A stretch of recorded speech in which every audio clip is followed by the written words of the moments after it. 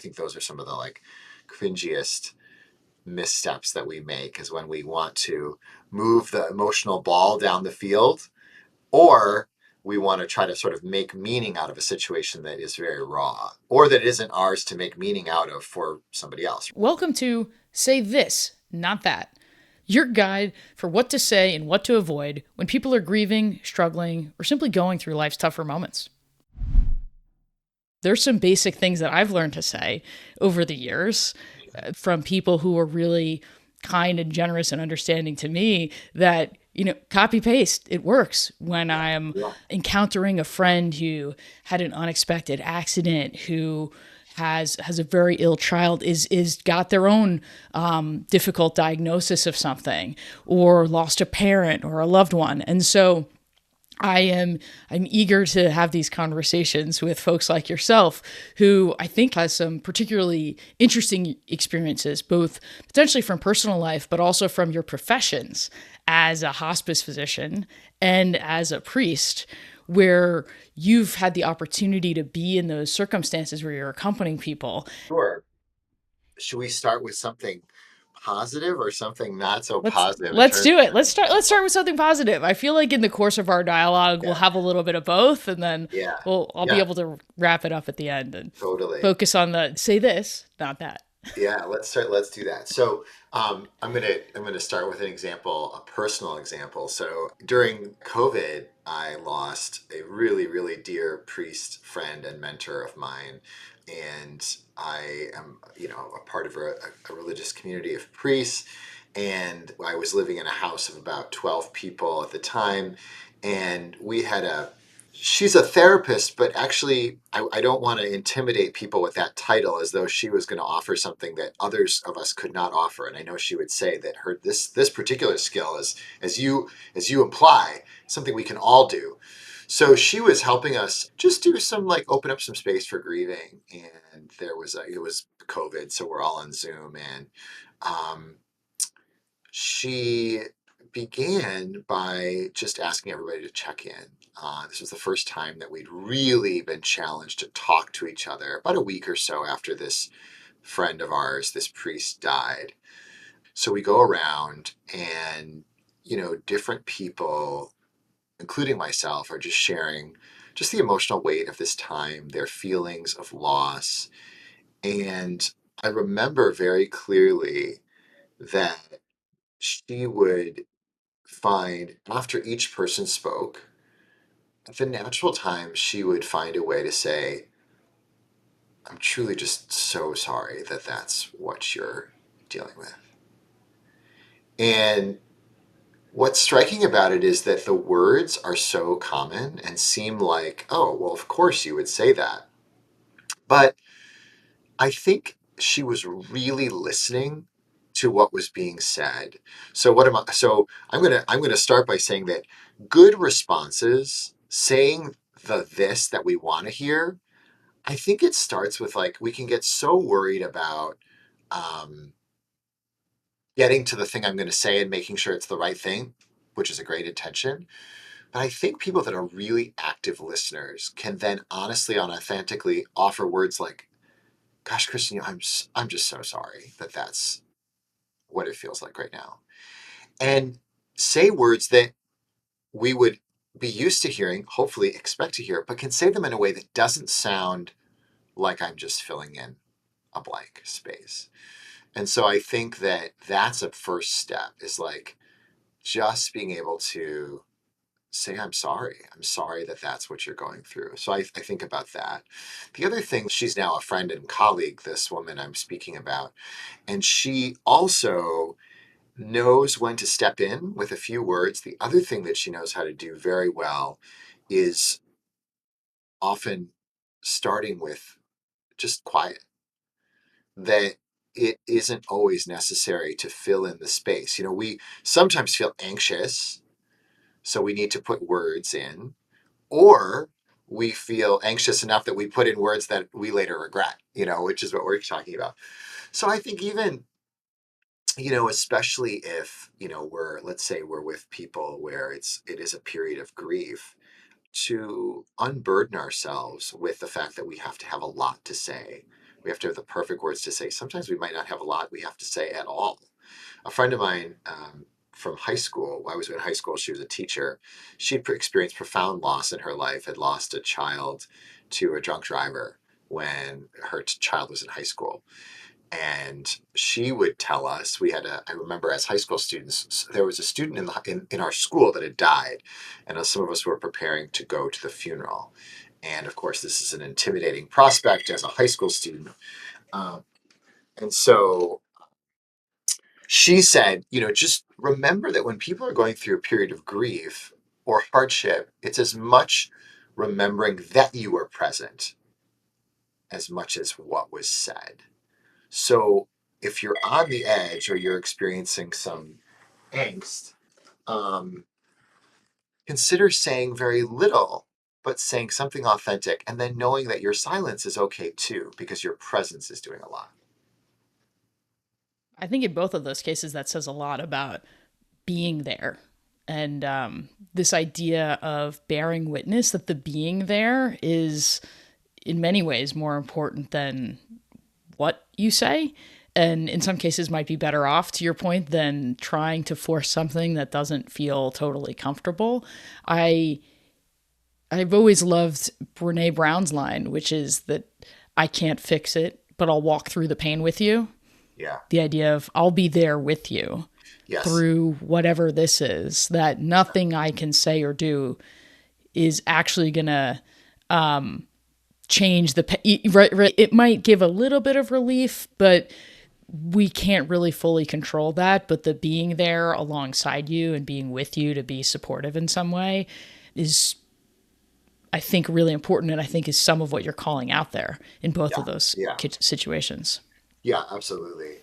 I know for sure. And for times when somebody else might follow up and say, well, I'm in this situation, I have to say something. I think those are some of the like cringiest uh, missteps that we make, is when we want to move the emotional ball down the field, or we want to try to sort of make meaning out of a situation that is very raw, or that isn't ours to make meaning out of for somebody else, right?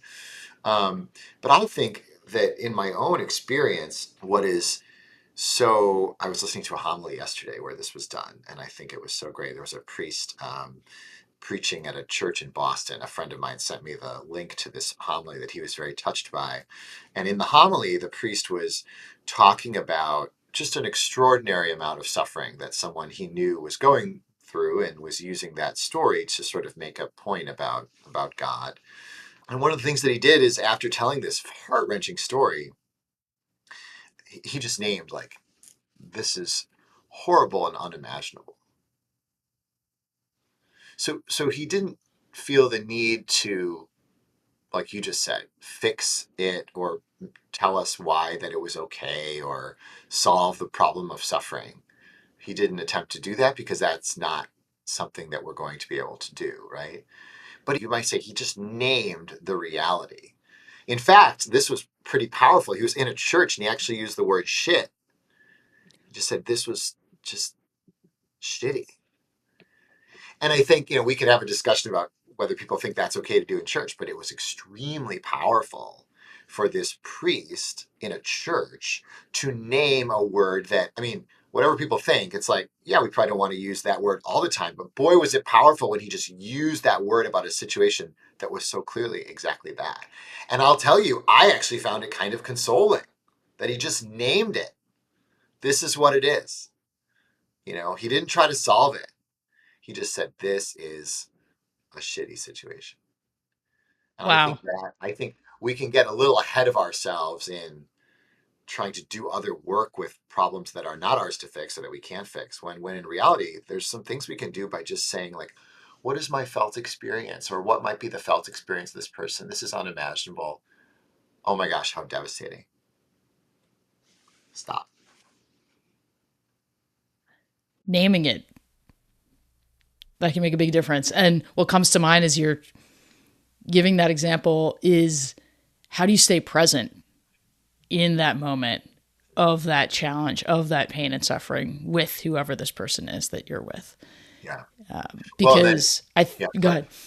Oh, I was just gonna say, sometimes if we can just do the like a small thing, it might open up another space for the person that we really are caring for. I mean, I like to think that in these kinds of situations, the best scenario is that something that I say opens up more space for this person to do whatever they need to do. Maybe it's more words, maybe it's not, but often it is. I mean, how many times, if we can just show that we really are listening actively, there may be something else someone can offer that is part of their own process, which is that's always a good sign. Yeah, what a great example. Creating that space. Because it's I personally have this challenge is I feel like I operate in the future a lot of times, that my brain is always running plans and scenarios and thinking ahead to the future. And often in these situations, if somebody has died, if somebody is battling a really serious illness, if there's been an accident, that we don't know. I think about that when you're in the doctor's office, and it has to be stage by stage of, okay, we're going to triage you, and then the person will go to surgery, and then we'll know more. You can't really fast forward because we can make some predictions maybe, but oftentimes the healing of the human body is unknown.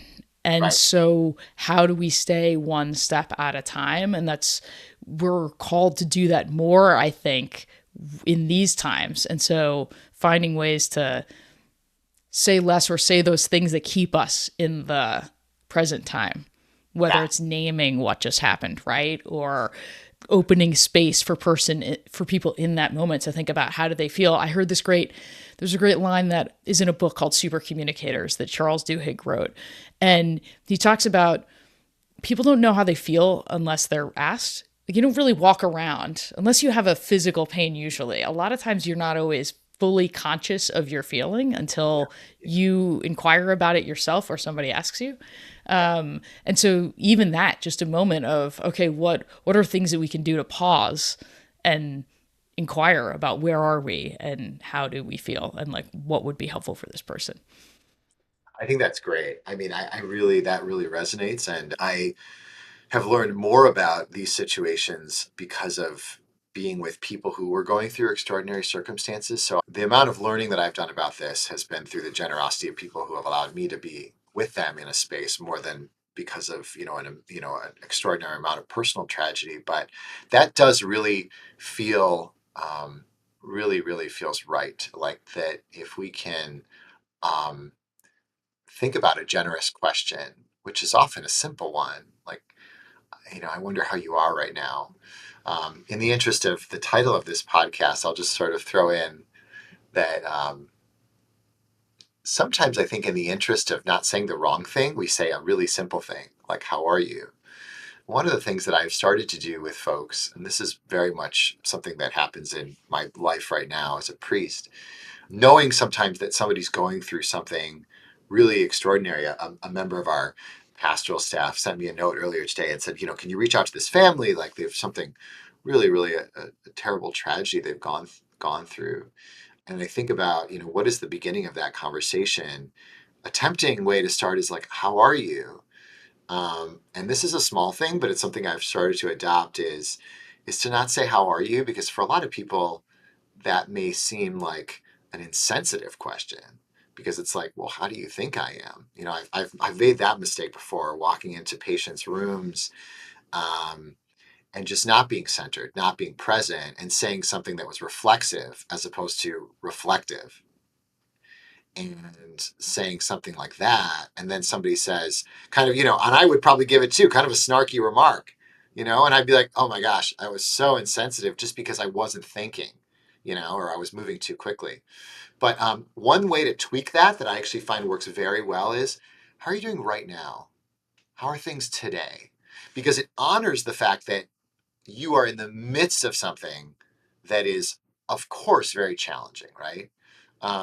Now, maybe for some people, they might say something else. I mean, definitely worked with people that were nearing the end of their lives who did not want people's sympathy and pity, right? Who were making meaning out of a circumstance that may be unexpected, but I think that focusing on, I realize we are in this moment now, and this moment may be different than the next moment or the next hour or the next day. So like, how are you today? How are things this afternoon? Actually, an amazing way, just like adding that word or two in many ways can make people feel like, oh, they recognize that what many people say about grief is that it's extremely dynamic and, or sometimes people want to say volatile. So that this person not only cares about the knowing how I am, as you mentioned, and knows that that's a time sensitive question. That is so helpful. Add the time to it. It's just a Yeah. small word, but Oh, say this, right? How are right. you this afternoon? Yeah. How are What's going you on? today? Yeah. How are you feeling right Yeah. now Yeah. versus Right. in I know general? I know yesterday you were really worried about, your sister visiting. How is it after she left? I mean, it's like simple, right? What's the question? How are you? But it's with a little more thought and intention. All right, I love that. Say this, not that. And you make me think about, and you've probably encountered this being a physician as well.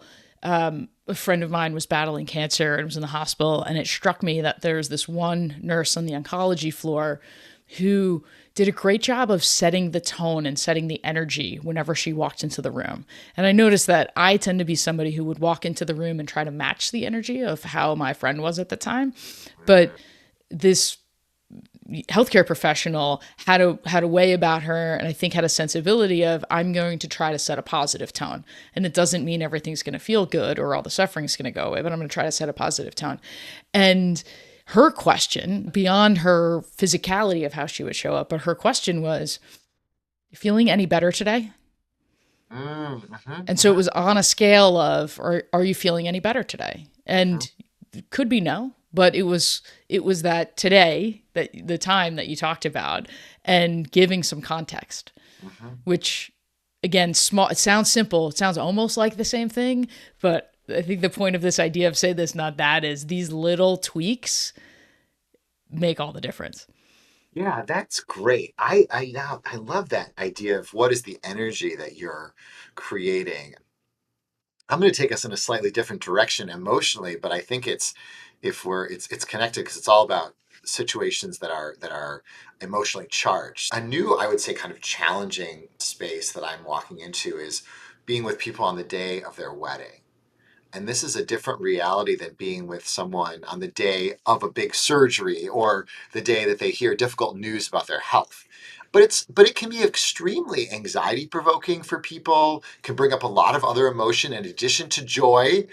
And so I was thinking about this weekend. I was with a couple, actually a woman that I know, a dear friend, and she's getting married, and it is now becoming my practice on the day of a wedding to go, and once the bride gets to the church, I find it very helpful. And so far, families give good feedback about this. We just have a little face to face before the ceremony begins.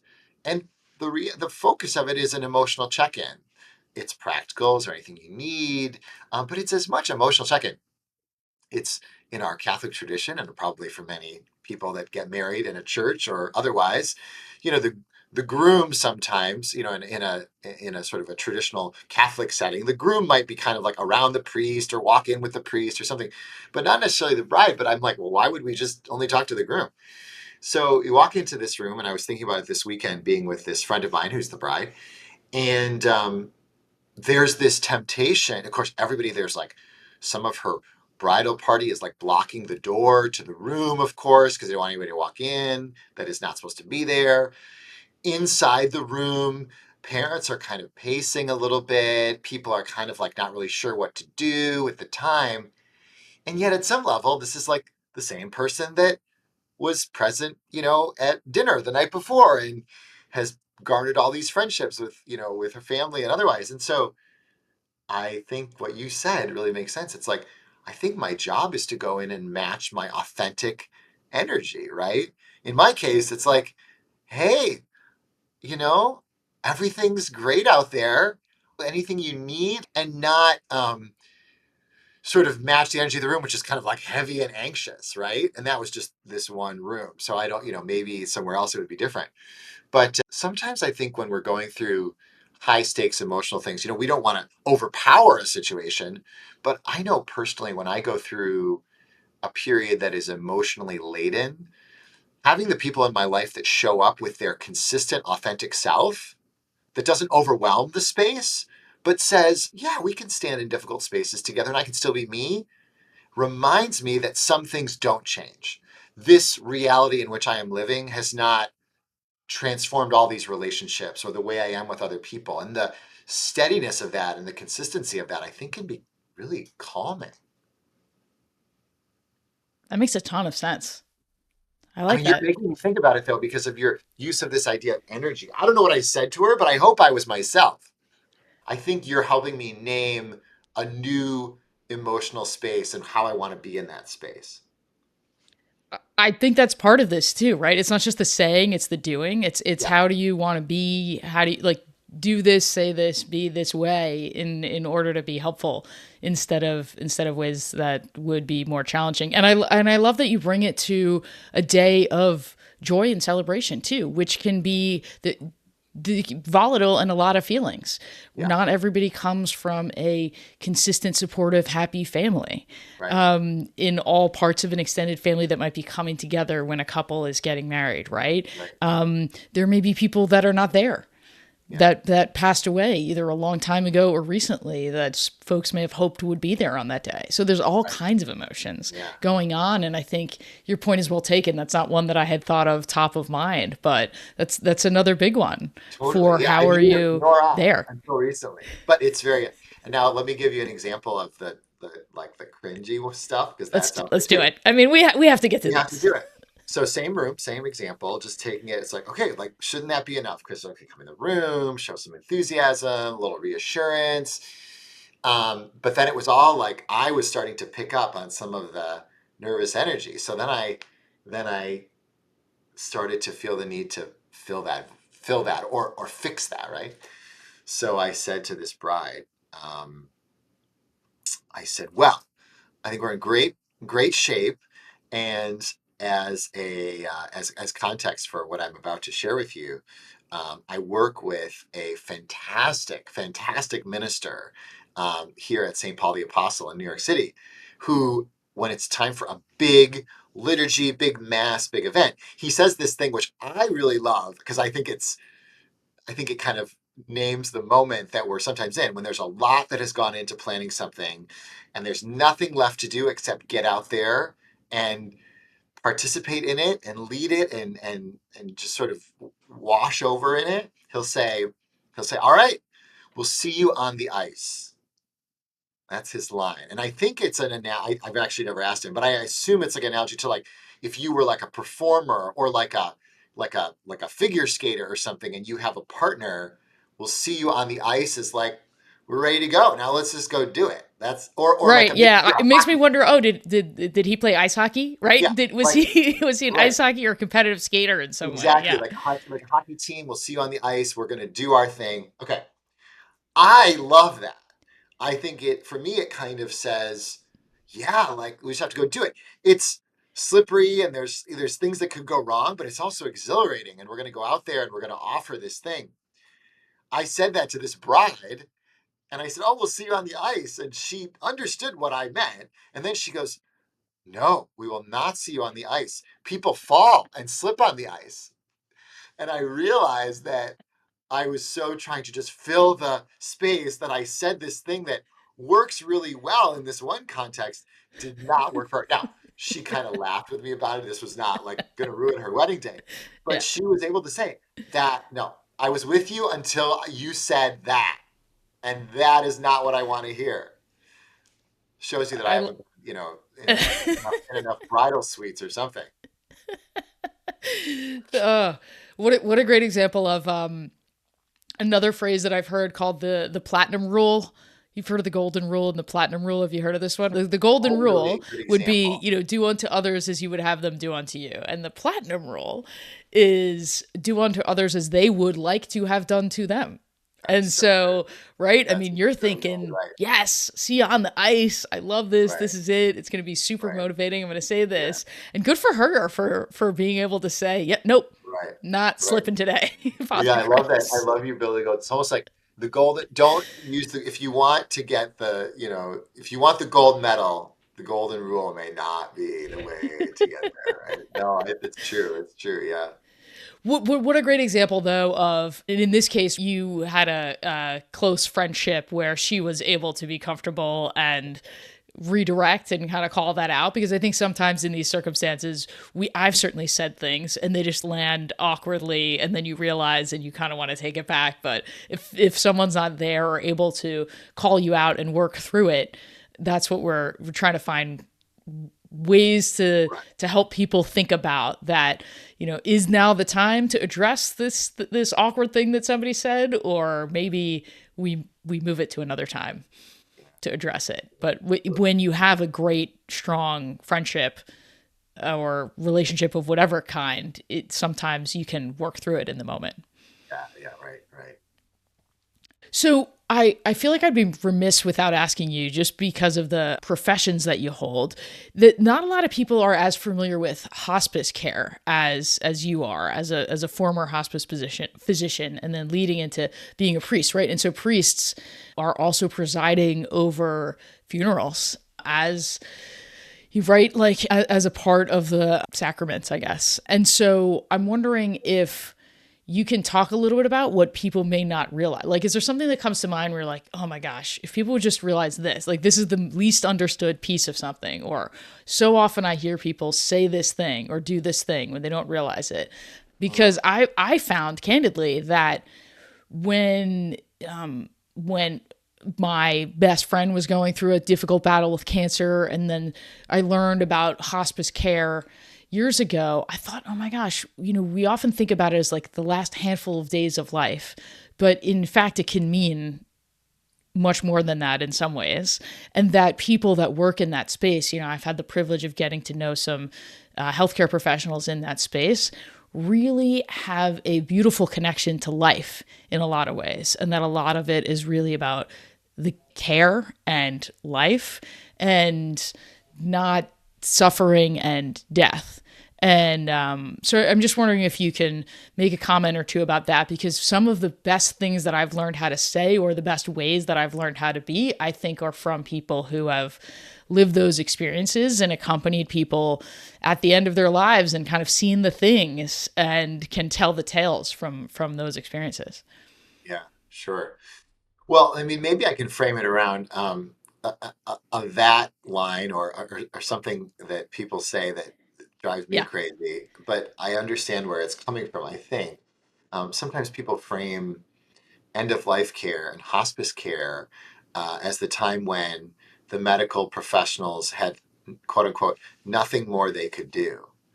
And in a certain sense, we could probably all agree that, for everyone in our lives, there will come a point where we are in a situation medically where there is no remedy that will extend our life.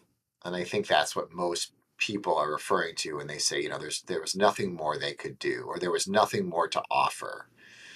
But in fact, hospice care is really focused on ensuring someone's comfort and sense, experience of accompaniment, no matter what, all the way until the end of their life. And in some in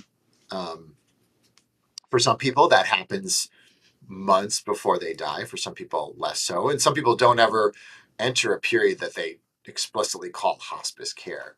But to the extent that, especially in this country, around the world, but in this country, we are, over the last few decades, getting better at claiming for people all the things that are possible, even in a situation where extending someone's life or curing an illness is not, things like pain and symptom management, things like talking about, what makes life worth living and how to create the most meaning out of a time, especially when time is short. These are some of the focuses of hospice care.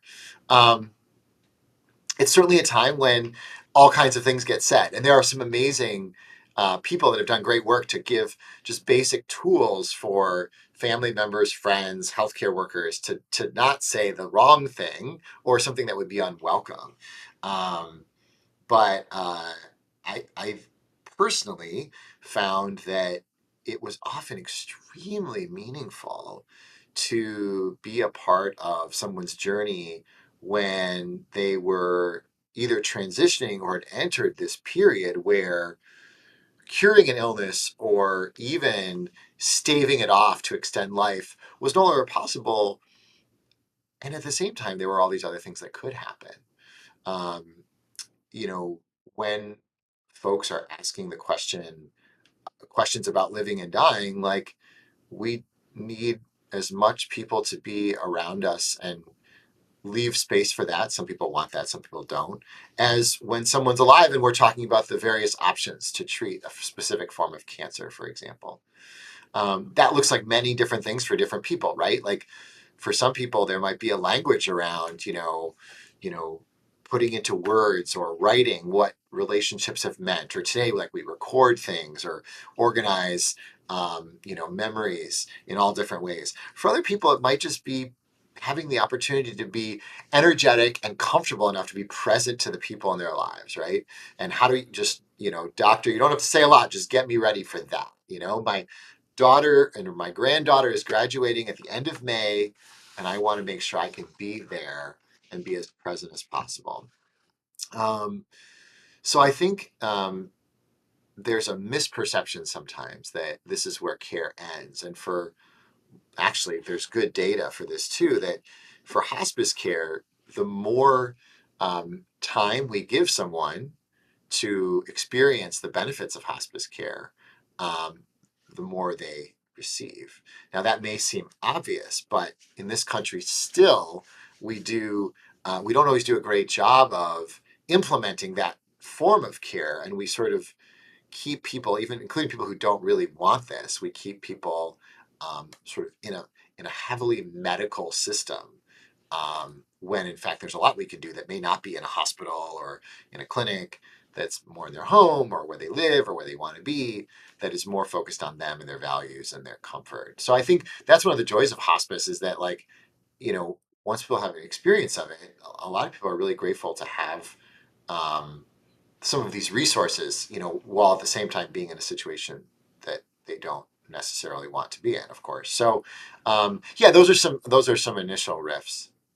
So, one thing that comes to mind is part of the benefit that you described of hospice is that the individual might be back at home, might be able to not have to be in a hospital, might be in a place that they're very comfortable and familiar with, where they can be surrounded by friends and family, and they're able to have some degree of comfort there. So let's say they're getting visited by a friend or a family member who is aware that they are in hospice care, so it's not as if their life is indefinite. What would you recommend for somebody who may be coming to visit a loved one who's in that scenario of how to open that door? You talked about how do you open space for the person in these kinds of conversations, and I think there can be a lot of fear and trepidation if you're going to visit someone and you know that this may be, especially if you have to travel, this might be the last time that you have the opportunity to see that person. It might not, but I think that can bring up a lot of anxiety and concern and fear on the part of, let's say me going to visit that person. So what's one or two things that you might recommend that I say, or to open a conversation, or to a question to have during that conversation, or something that would, as you mentioned, open space for the other person in a generous way, as we both navigate the awkwardness of what that encounter inevitably is. Yeah, yeah. I mean, it's such a great question, and it's of course very dependent in a lot of ways on what kind of a circumstance we're in. Am I going to visit a friend or a colleague or things like that, versus like in my own case, a lot of these experiences come from working with someone in a clinical setting. But I think, I appreciate your asking about, a loved one, because or a dear friend, because that's the situation that most of us will be in. I think we've already spoken to one part of the answer, which is to continue to be ourselves. I mean, I think that cannot be overemphasized. And that might mean, coming in with, a gift or a sharing part of your what's going on in your world the way you would anyway. I mean, the number of people that I've met, and this is not everybody, but a lot of people have said that one of the challenges of being ill is that you become the focus of everything. Now, of course, that's appropriate to an extent, but I have a really good friend who was going through and has gone through serious illness, who would say to me from time to time, this is not a clinical example, this is a personal one. I just tell me something about you. You know, my gut is always to say, how are you and what's going on and this and that. So I would say one place to start is, you know, to remember that you're there for a reason. I think that's how I would just say it. You're there for a reason. You have a friendship, you have a strong family relationship that means that while yes, this person will receive, has given you a lot, they also want to receive from you, right? And you from them. So to not lose the back and forth that you would otherwise have. I think a really challenging situation that some people find themselves is you go, you make the big visit. It's like, what do I say? Or there, it's not, you know, the energy of the room is kind of low. You know, one thing I would say is have, you know, have some anecdotes or recent life events. I'm going to say recent life events, not core memories with the person. I mean, you can have those in your mind too, but I would have some recent life events that are worth sharing so that when you're in the room, and let's say there is a natural pause and it's not clear where to go next. You know, maybe it's sharing a really joyful memory about your kids. Maybe it's presenting this person who usually is a confidant for you with, you know, a relatively low stakes but important example of something going on at work where you're like, you know, I'm kind of working through this thing right now. Or maybe it's simply something about something that's going on in the world that is the kind of thing you would normally process. You know, if it's someone who's going through serious, difficult illness, maybe it's not like the most grave example, but maybe there's something in the life of your own family, professional life, or maybe, you know, the life of our society where it's like, this would be the kind of thing we would normally process anyway. This is the kind of thing I could bring in right now if it's not clear that, you know, we're going to talk about how they're feeling about their illness right now, or we're not going to talk about every detail of their medical journey. For some people, they may want that, right? Some people really do. I was with someone earlier today who, like, it's very meaningful to talk about the journey of my medical care. But for other people, they don't want that. I was telling you about my friend who's like, tell me about you. He wants to talk about things that are the normal things we would talk about anyway. So I would say, come in with, you know, a few anecdotes in my mind, or a few sort of, maybe it's like a quandary that, like, if we're not sure what to say, here's something I could offer that's not the highest stakes thing, but it's authentic to us. So I think that's number one. And the other thing is just to be flexible. I mean, you know, one of the things that's so hard, and I've talked to a lot of family members about this. Now I'm going to give a clinical example. The number of people who say, you know, that they were really hoping that their loved one could have the energy to do X, or they are really frustrated that their loved one doesn't want to process, you know, funeral plans, or the relationship with their sister that never has been addressed, is like, we have to be flexible, you know. A psychologist friend of mine who I worked with in the hospital for a number of years, she used to say this really important thing: we don't bring people to the most emotionally laden moments of their lives and expect them to be different people. And that is to say that Can you say that one more time, Chris? we don't bring people to the most emotionally laden, we don't bring people to the most emotionally challenging or raw moments of their lives and expect them to be different people. She used to say that because, in fact, we do. That's actually what we do all the time. You know, people find out that there's only a short time to live, or that a loved one is going through something extraordinarily difficult. And all of a sudden, we want people to make deep meaning out of it. We want them to be emotionally savvy and resilient. Um, and we want them to meet us exactly where we are and give us something to do to be helpful. In reality, I think we have to be a lot more flexible. You know, anybody that's gone through, you know, tragedy, serious illness knows, like we said earlier, actually it's very time sensitive. Things are changing all the time. And often we aren't our best selves, and no one should expect us to be, right? We're our authentic selves. We are who we are. So if I'm going and visiting somebody, I'm going to expect that there's a lot of different ways that that room could feel, different energy that could be there. They may want to hear all about my niece and how adorable she is and how she's doing, all kinds of things at the playground that she couldn't do, a couple weeks ago. Or they may not want to at all. And we kind of sit and we might, sort of watch television together, and that's okay too. So being flexible and not, putting pressure on circumstances, extraordinary circumstances in someone's life, that it has to be transcendent and transformative. Actually, someone may need it to be just ordinary, or maybe it will be extraordinary, but let it surprise us. That's so helpful. I think that's so important to remember. And what a line too. We don't show up to the most emotionally charged moments and expect people to be different people. I mean, if your way of connecting is watching the game, Yeah, and how is that going to change? All of a sudden you're going to go into like deep, meaningful conversations totally. Yeah. and No, write letters back and forth. I mean, yeah, yeah. No, absolutely. I'm just finishing a book where the author talks about going to visit a sibling, knowing that it would probably be the last time.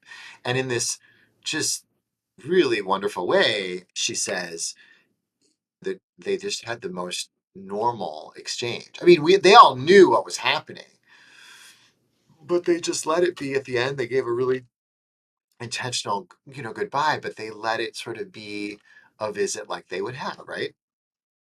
For different people that might look a lot different, but it's like, yeah, we're on the journey, we're on the road, and this is a moment in it, but we're still us, we're still us, and that's okay. We don't have to become, you know, different people in these circumstances. And in some ways that's not really realistic. right. And one of the things you've now got me thinking about is this idea of, because you talked about offering something, coming prepared with a personal anecdote, be prepared to offer something or offer whatever it is you might. If you would show up with baked goods, show up with the baked goods, right? If you would show up with beautiful bouquet of flowers or whatever those things are, and stay flexible. It also has me thinking about when you are on the giving or the receiving end of some of this, what is said or not to say. And that it may not be about you. In the case of hospice, if you are there on behalf of somebody that you love, you can process some of your other stuff outside, right? You can process some of that with That's some right. other people. That's right. Yeah. Come in Yeah. to offer and be flexible to what that person needs. Right. And if you were that person in other circumstances, you may be that person. You may be grieving a major loss. You may be in the hospital bed. But it's I think staying flexible and recognizing when it might not turn out exactly the way you thought or hoped it might have Right. Right. when you walked into the room, but that's Right. okay too. Like Right. you're not magically, to your point, you're not magically going to be different people. And sometimes that person may need something different than what's in your head. Yeah, I think that's right. And the last thing I would add to that, this is sort of a third thing, is just to be really kind to ourselves, right? You and I could probably tell lots of stories about things that get said that are awkward or sort of a misstep, but I think for a lot of us, when we're entering a situation that is very heavy emotionally, um, you know, we have the sense that it's hard and then it can be awkward. And so being really kind to ourselves and to one another, is important. I haven't met a lot of seriously ill people who um, told me as a physician, you won't believe what this, I don't know, thinking of family members, friends, other healthcare workers, you know, stories that I've heard from people are just as often about the best thing that happened as about the worst thing. Now, that's not to say, obviously, there's a bias there of, maybe people don't feel comfortable sharing the negative things that have happened, but it is amazing how forgiving people are. And it's like, we always want to err on the side of showing up amidst the awkwardness, the tension, the uncertainty, as opposed to saying, "Oh, I'm not sure how that's going to go." It's the example like, do I need to go to that wake or that funeral? how much of it is about our own sense of like awkwardness? I'm not sure what I'll say. I didn't know them that well, but it probably would be meaningful. It's like we want to err on the side of being, we would say from our tradition, right? Incarnational. We would want to err on the side of showing up, living in the tension, knowing that like most of us, if we're coming from a place of generosity and really trying, you know, most people understand that, So I hear lines like, trust in God's plan all the time around here. And I have lots of thoughts about trust God's plan when terrible things happen. I mean, that's a very commonly used line. That's a very, very complicated thing to say to somebody. And I'm amazed at how often I hear it said or another version of it. And someone doesn't come back and say, are you invoking that this was God's plan, that I would go through great suffering? And I say that not because it's okay to say things without thinking some about how they might be heard, but I'm saying it's amazing how much people hear sometimes, despite what we say, are good intentions. And that doesn't mean we should stop doing the work you and I are talking about, but it is a way, it's an invitation to remind ourselves and forgive ourselves a little bit, and still try, because oftentimes our good intentions do shine through, much as we should all keep trying to show up in the best way possible.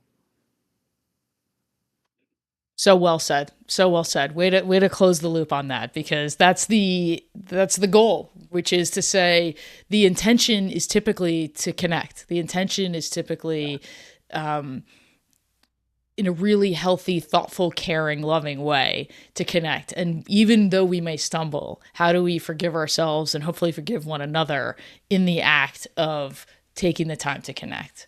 Yeah. And not race to make the meaning, not say those lines that are, I loved your reference before about we're too quick to make meaning, or maybe we're making meaning of something that's for another person to determine on their own path.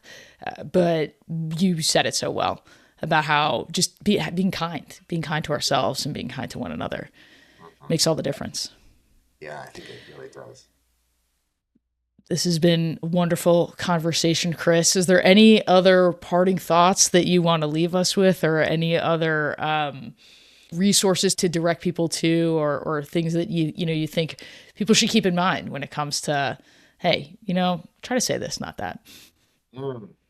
I think the last thing I would say is that we can practice some of these things. We don't have to wait. This is what I would add. We don't have to wait until we're going to see someone for what we anticipate is the last time to put some of this into action. We want some of these skills to be a bit reflexive. That's the best way for it to happen, because then it's coming authentically from us.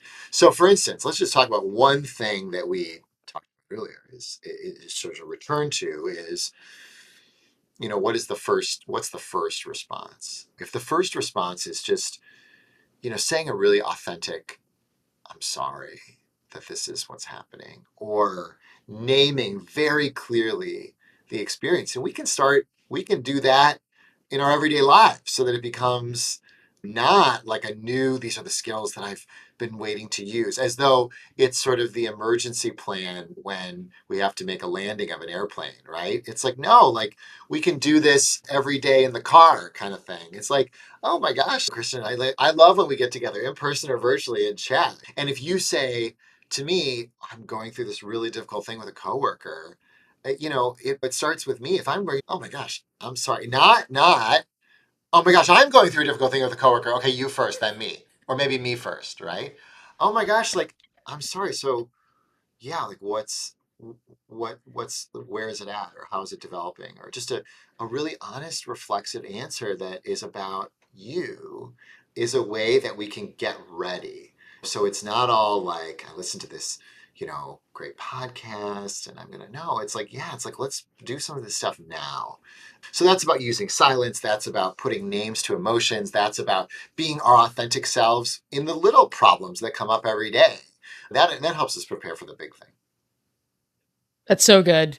You remind me of something that came to mind for me many years ago when a dear friend of mine was got a very difficult cancer diagnosis, and I remember visiting her, and then she was living in London at the time, and then flying back to New York. And on the plane, I was so upset because I hadn't said things, and I didn't want to leave anything unsaid. And so at the time, I opened my laptop. I'm crying on the plane. People are looking at me like, "What are you doing?" But I'm so emotional, and so I type out a message to her, and I knew we'd be texting and talking once I landed. This was not a new thing. We weren't going to be out of communication, but there just felt like there was something more to this now because there was this diagnosis, and it really pushed us to have conversations in the remaining years of her life, of which there were several.